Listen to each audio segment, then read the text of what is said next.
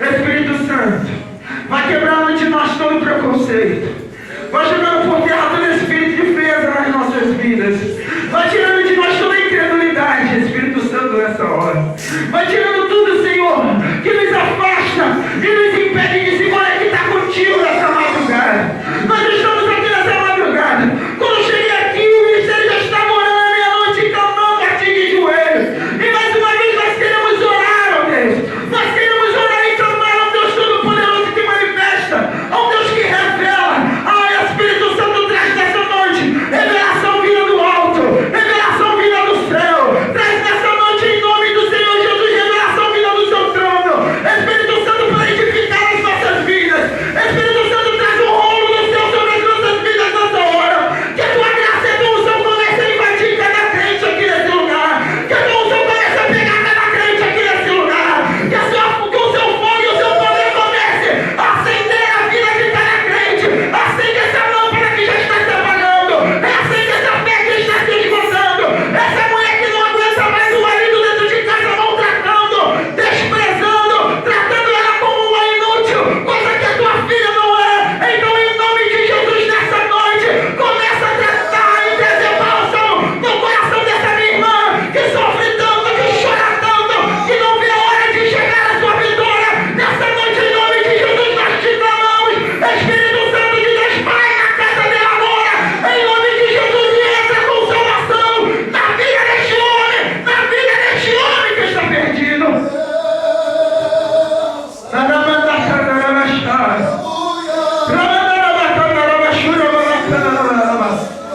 Ah, Senhor, começa a aumentar o fogo aqui nesse lugar. Começa a aumentar o fogo aqui nesse lugar, Espírito. Começa a aumentar o fogo. Vai descendo mais fogo sobre as nossas vidas. Mais fogo sobre as nossas vidas. Ah, Senhor, nós sabemos que existe muito mais de ti. Ah, Senhor, como eu sempre falo, existe muito mais. O Senhor vai além das nossas experiências cristãs. O Senhor vai muito além da nossa experiência cristã.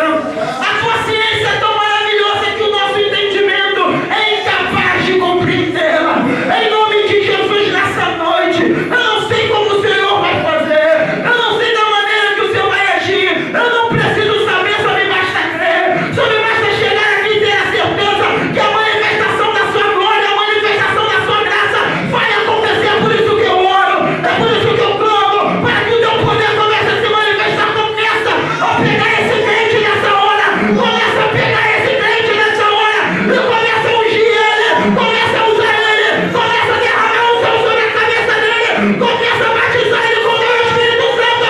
Começa a aumentar o fogo dele. Nessa noite aumenta o fogo desse crente. Esse crente que precisa de poder para poder vencer o mal lá fora. Esse crente que precisa de poder para vencer as tentações. Esse crente que precisa de poder, Senhor. Para vencer esses espíritos imundos que têm trabalhado na família. Esses epilípticos que têm destruído os filhos, Senhor. Essa pombageira que está tentando entrar na vida sentimental dessa filha, Senhor, para destruir o casamento dela. E essa mãe fica orando, não consegue nem dormir. Espírito Santo, vai pegando quem está nessa porta para fora, que ouve cada palavra que aqui é pregada, que ouve cada oração que aqui é feita. Vai pegar essa pessoa lá fora também e começa a tratar ela também nessa hora. Espírito Santo, começa a fazer mover um milagre aqui nesse lugar. É terra de milagre esse lugar. É terra como o Senhor instituiu a tua palavra aqui neste lugar. É terra como o Senhor escreveu no céu, onde vidas se convertem, são transformadas e renovadas nesse lugar. Espírito Santo, essa madrugada é sua. Ela te pertence. Eu te pertenço. O ministério te pertence. Cada pessoa que passou por essas portas te pertence. Então faça do jeito que o Senhor quer.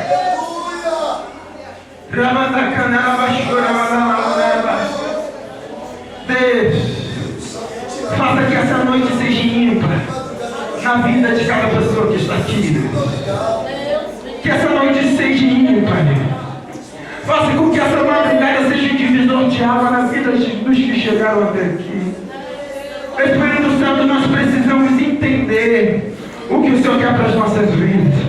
Nós precisamos compreender o que o Senhor quer para as nossas vidas. Então, em nome de Jesus, ó Deus, nos envolva agora com a tua graça. Nos envolva agora com o seu amor. Encha-nos, ó Deus, com a tua graça, com o teu perdão nessa hora. Espírito Santo, confessamos os nossos pecados. Senhor, nós erramos. Nós não amamos errar. Nós não vivemos no pecado, mas pecamos. Às vezes nos iramos. Às vezes nos descontrolamos. Mas diante da tua graça nós pedimos perdão. Que o sangue de Jesus esteja sobre as nossas vidas, nos purificando e justificando. Ensina-nos a ser como o Senhor é, Deus. Para que os nossos familiares sejam alcançados. Porque nossa família não está aqui para ouvir, Senhor, as nossas palavras, como as ovelhas ouvem a palavra do pastor, não. A família, ela quer ver atitude. A família não quer ouvir o que se diz. A família quer ver como se age. Então, em nome de Jesus, nos ajuda a ser parecido contigo, a ser idêntico, Jesus. Ah, Senhor, nessa madrugada eu te convido, Espírito Santo, venha dar um abraço em nós. Ah, Senhor, abraça-nos, permita-nos te abraçar nessa hora. Mas nós queremos te abraçar tão forte. Nós queremos te abraçar tão forte, Espírito Santo, que quando sairmos daqui, sairemos impregnados com o teu perfume. Sairemos impregnados com o teu perfume, exalando o teu cheiro. E o teu cheiro, ao invés de repelir, vai atrair as almas ao arrependimento. Ao invés de expulsar e de afastar, vai aproximar as almas para conhecer o caminho da salvação através das nossas vidas, Senhor. Deus, eu já quero te agradecer por essa oportunidade de estar aqui, de ministrar a tua palavra nessa terra, de ministrar a tua palavra neste lugar, Senhor. Espírito Santo de Deus, a única coisa que muito mal sei fazer é isso, falar. Senhor, eu ainda falo meio pesado, mas a sua graça e a sua misericórdia nos acompanham. Muito obrigado por isso, nesta madrugada, em nome de Jesus. Amém e amém. Louvado seja Deus. Abra sua Bíblia no livro de Mateus, no capítulo de número 26 e versículo de número 36. Mateus 26, verso 36.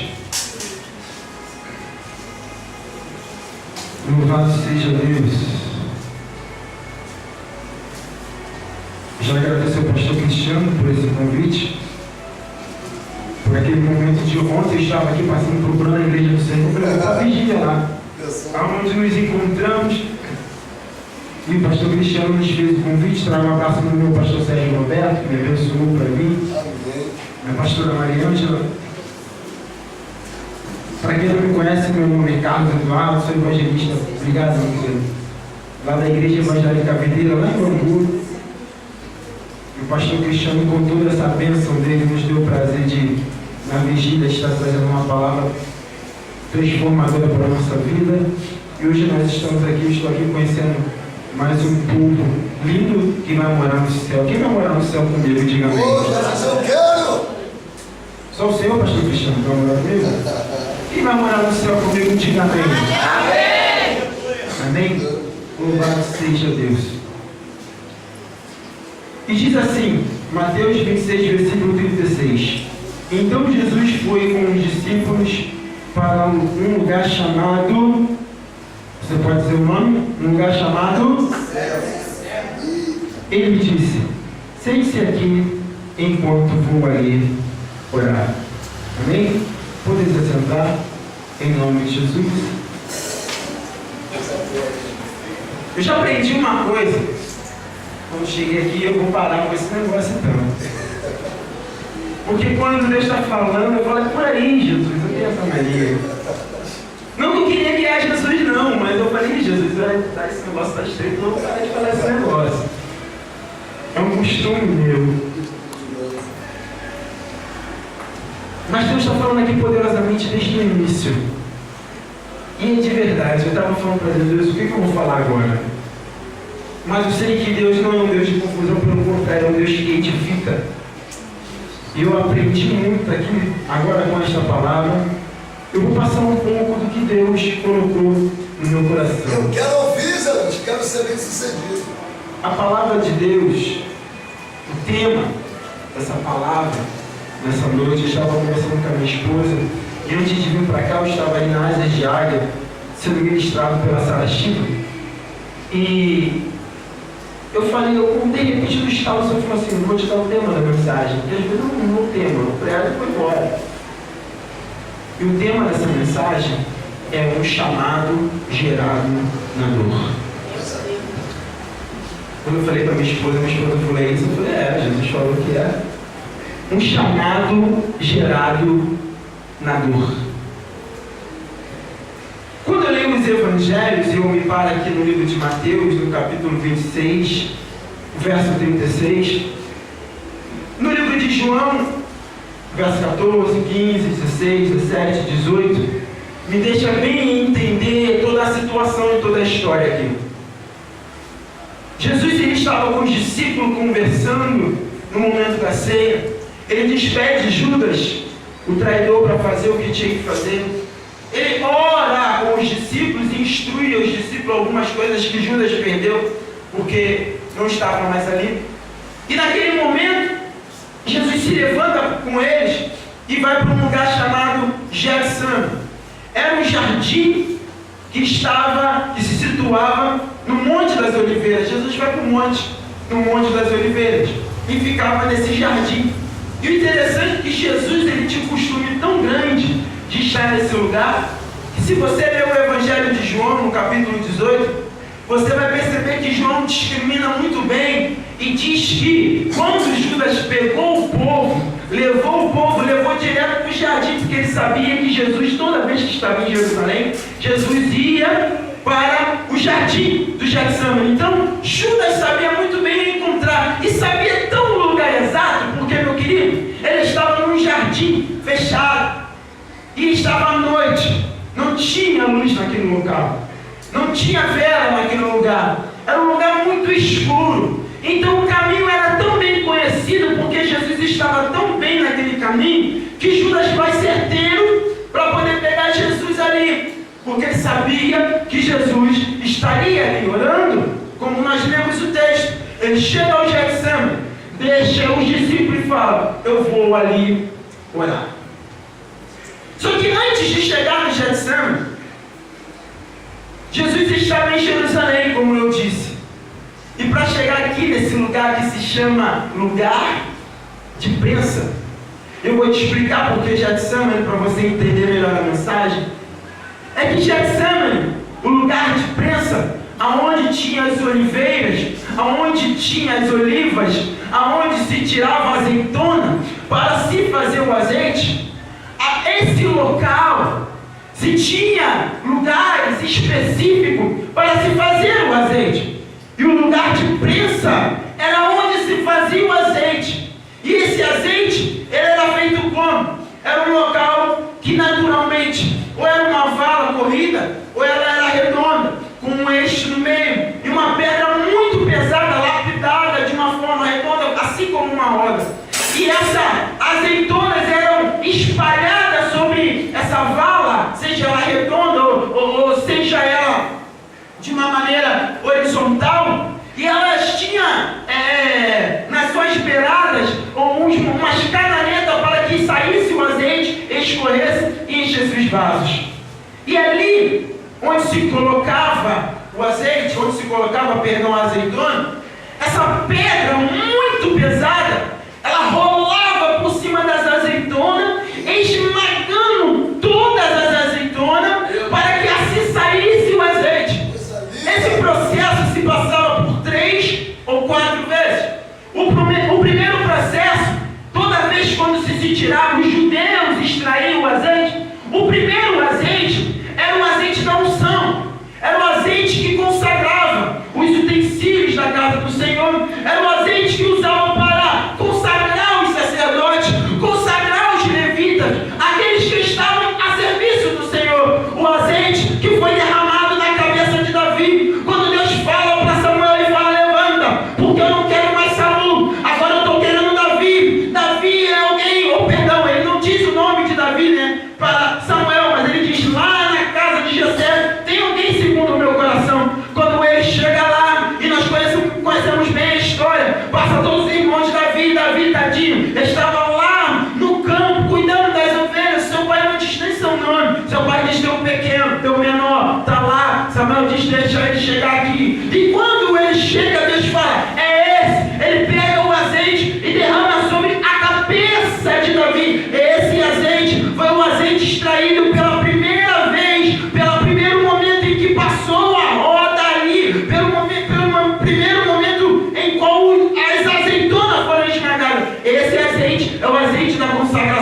o azeite que consagrou os utensílios usados na casa do Senhor, os utensílios usados na tenda, os utensílios usados na arca, a qual era consagrado todo aquele ouro. Quando Nabucodonosor vem, destrói toda Jerusalém e pega ali e leva os utensílios da casa do Senhor, e chega um momento em que seu filho, ele começa a debochar, e o que ele faz? Pega os utensílios do povo judeu e traz para cá. Belsazar vai trazer e vai fazer uma festa. Ele, para fazer essa festa, pega os utensílios que foram consagrados ali com aquele primeiro azeite. E quando ele pega os utensílios e começa a debochar, usar aqueles utensílios de maneira errada, usar aqueles utensílios para beber a bebida forte deles, para comemorar a vitória dos deuses deles, diz a palavra de Deus que uma mão, um dedo tirado de mão, começa a escrever na parede, Mené, Mené, Tekel, Passim. Aquele homem fica tão espantado com aquela visão, diz a palavra, que os joelhos dele tremem, ele não consegue fazer nada, ele não tem força nenhuma.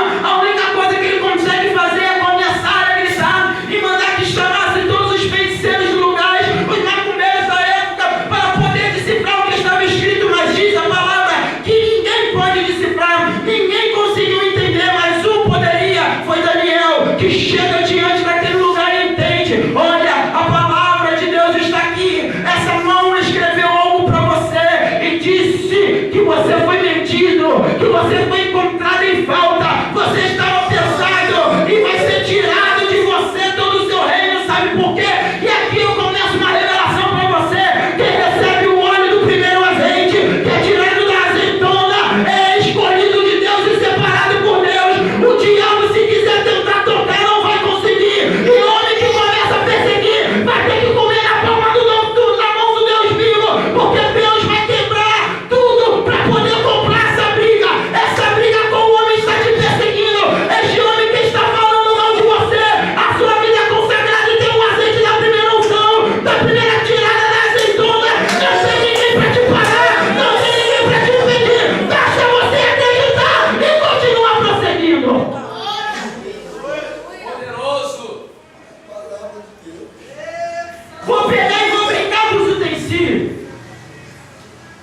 Vou pegar e vou fazer o que eu quero com os utensílios. Não, não vai não. Deus. Vai não. Ei, não vai não. Ei, a vida dela está na minha mão, eu faço o que eu quero. Tem marido que se acha bravo, gosta de bater em mulher. Ah, meu querido, tem uma ideia aqui, se essa mulher tivesse unção.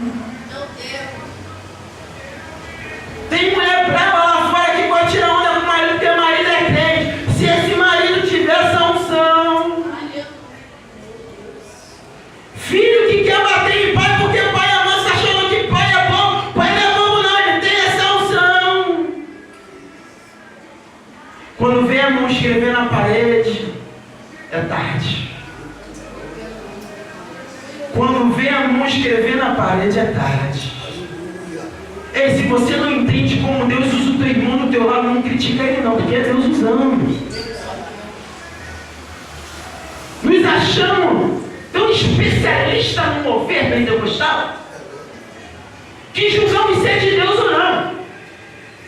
Diz a palavra que o apóstolo Paulo diz e nos ensina a buscarmos o dom que é o discernimento dos espíritos. Você discerne se é espírito de Deus, se é espírito maligno ou se é espírito do homem. Você discerne, mas julgar só Deus. A palavra de Deus me ensina que eu sou um observador da lei. Juiz, só lei. Aleluia. Então quando eu venho com uma vigília para saber se o pregador vai falar bem ou não, quando eu venho com uma vigília para saber se o irmão sabe cantar um corinho direito ou não, ou para rir para aqueles mistérios que a gente não entende, que é uma coisa meio esquisita, meu querido, deixa essa esquisitice para lá, porque se tivesse a primeira unção, Vai, é sério, vai sair. se tivesse a primeira, ah não, é menino demais. Aleluia. É menino demais, para que fazer tudo isso? Ei! Deixa Deus trabalhar com ele. Meta-se com a tua vida. Pegar um utensílios consagrado, defamar, era o que ele estava fazendo. Óleo da primeira unção. Expor alguém que recebeu essa unção é perigo.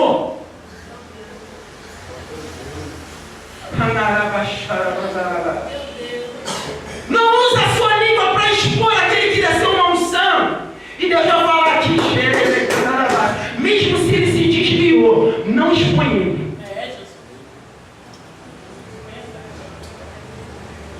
Mesmo se ele enfraqueceu, mesmo se ele teve uma queda, o pastor já falou isso aqui no início. Não expõe, porque Davi olhou para Saul, não posso matar. Deus ungiu ele uma vez, continua sendo ungido. Verdade, meu Senhor. Aleluia. Ai, irmão, mas está lá no tráfico de volta. Deixa Deus tratar com ele, não é você? É verdade. Quem morreu na cruz? Muito boa palavra. Não exponha o teu irmão. Esse que recebeu essa primeira unção.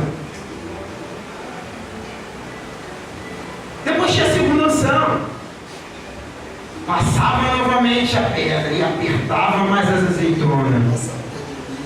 Saía segundo azeite. Esse segundo azeite usava para luz.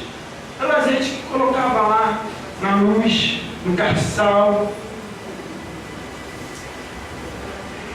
Esse azeite que vem para a vida do crente, para te trazer entendimento e esclarecimento das coisas.